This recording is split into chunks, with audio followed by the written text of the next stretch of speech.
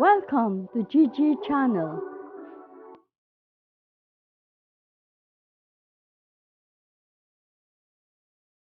Marami po tayong matututunan dito. Meron po tayong meat processing, baking, pastries at iba pa, hobbies and crafts. And also, meron din po tayong soaps and detergent. Ang ituturo ko po sa inyo ngayon ay ang paggawa ng liquid hand soap.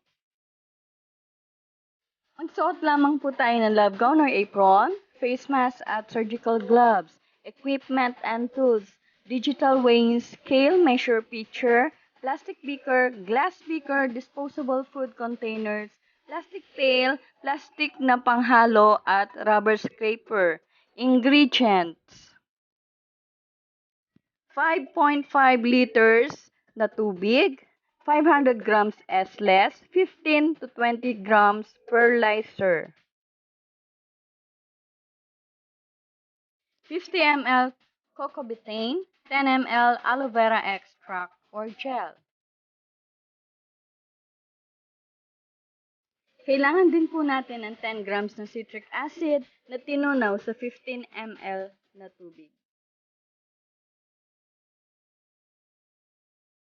Desired color, 10 ml fragrance scent, 250 grams sodium chloride. Maaari po tayong gumamit ng antibacterial na 5 ml benzalkonium chloride at of course preservative na 2 grams sodium benzoate. Procedure: gumamit lamang po ako ng 1/5 ng buong formulation para lamang po maipakita ko sa inyo kung paano ito gawin.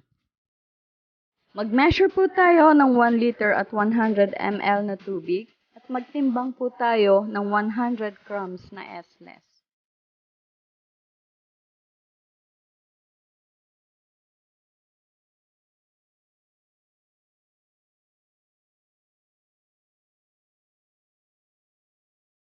Ilagay po natin ang tinimbang nating S-less sa sinukat natin tubig. Hayaan lamang po itong nakababad ng 15 minutes, huwag hahaluin.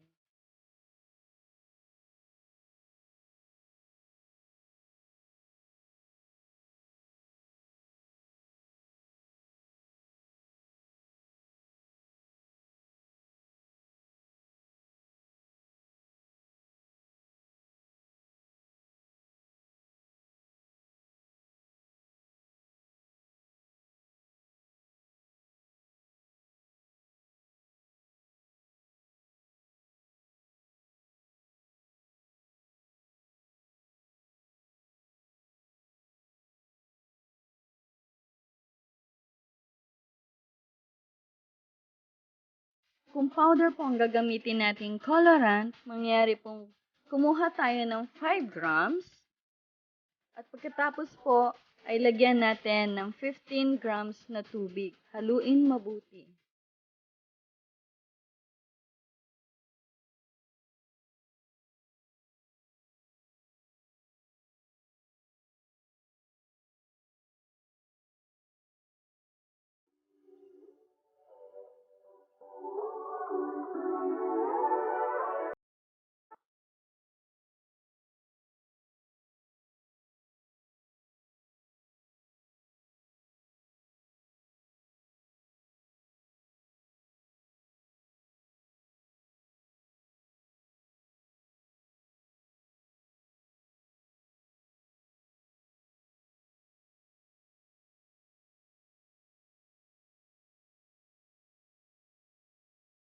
Habang hinihintay po natin ng 15 minutes para po sa nakababad na S-less sa tubig, magsukat na po tayo ng mga kakailanganin nating mga ingredients.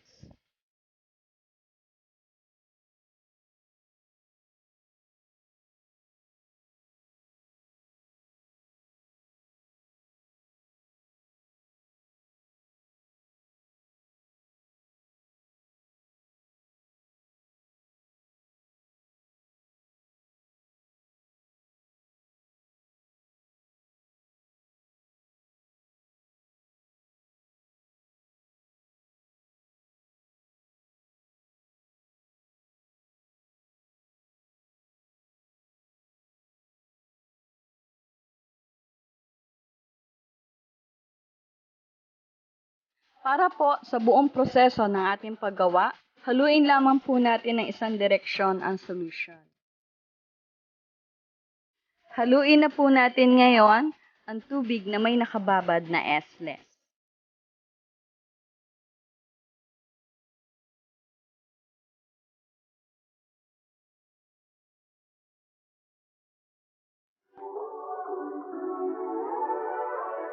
Haluin lang po natin itong mabuti hanggang sa matunaw ang S-less.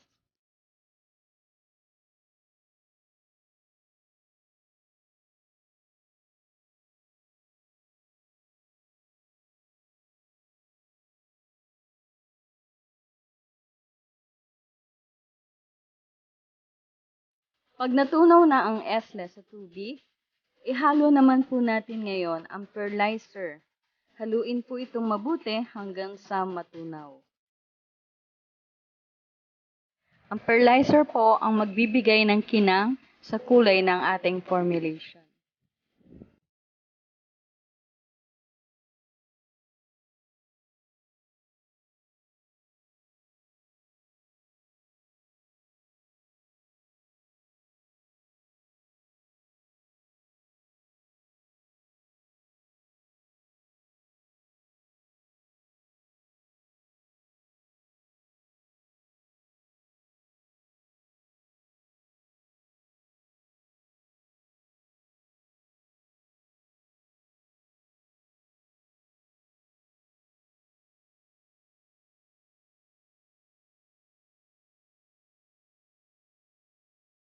Ilagay naman po natin ngayon ang nais po nating kulay para sa ating produkto.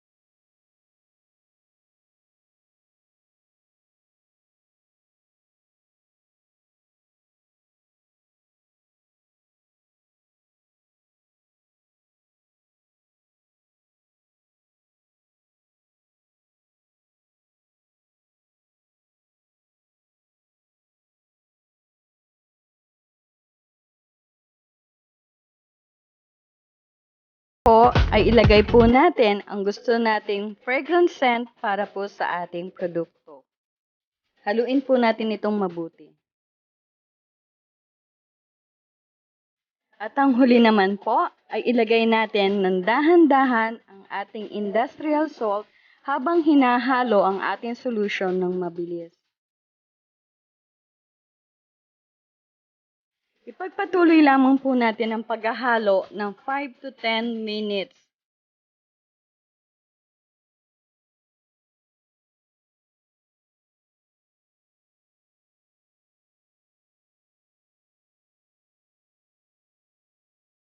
I-transfer sa lalagyan na may mahigpit na takip at hayaan ng 24 hours upang mag-subside ang bubbles and suds.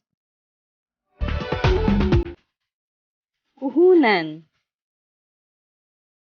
Ang kakailanganin po natin na halaga ay 1,166 pesos para sa raw materials. Pero depende pa rin po sa presyo ng mga supplier. Kailangan din po natin ng 1,090 para naman po sa mga equipment and tools.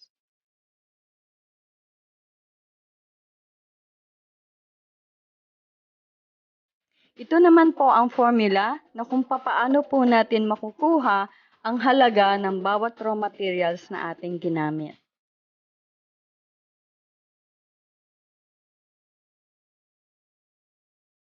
Ang susunod naman po na ituturo ko sa inyo ay ang paggawa ng hand sanitizer gel. Kaya abangan po natin yan. Para po dun sa mga hindi pa nakakapag-subscribe, Please click subscribe and notification bell para po updated tayo sa mga susunod na proyekto.